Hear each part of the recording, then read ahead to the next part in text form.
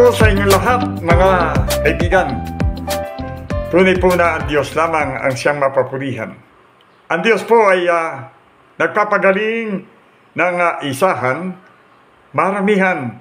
Totoo po ang Diyos. Lord, salamat po sa kagalingan ay pagkakaloob mo sa mga taong sasampalataya sa oras na ito.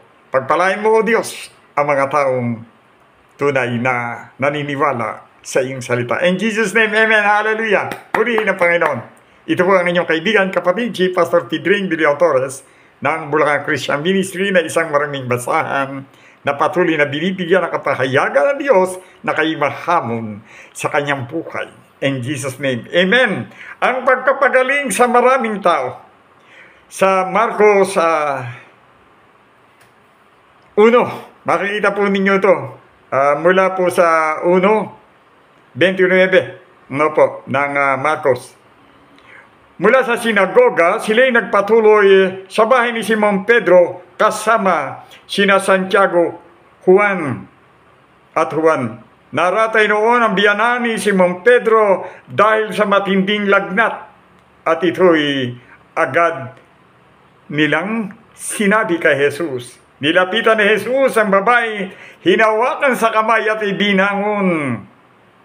Noon din, inibsan ito ng lagnat at naglingkod sa kanya. Makita po natin, nagpagaling siya at ngayon po sa maraming tao ay nagpagaling si Jesus. Paglubog ng araw, dinala kay Jesus ang lahat ng may sakit at mga inaalihan ng demonyo at nagkatipo ng buong bayan sa may pintuan ng bahay.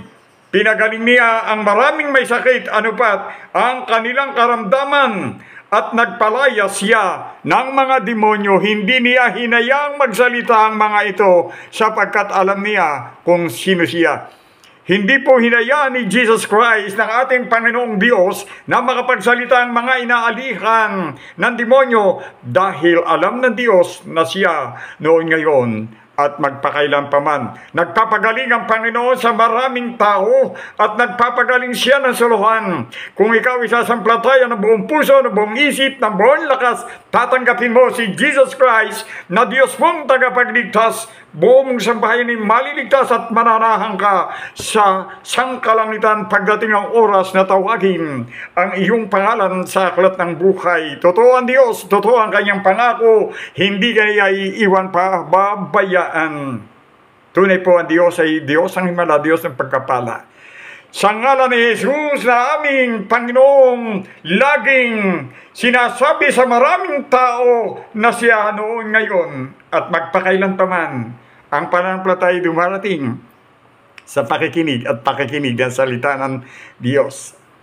Ang salita ng Diyos, ginagamit ang isang maruming basahan upang kayo mahamon. Basahin po niyo lahat to, lubusan ninyong maunawaan. May lamang po ang minuto natin. In Jesus' name, Amen! Sa ngalan ng Ama at ng Anak at ng Espiritu Santo, pagpalain kayo ng ating Diyos na buhay.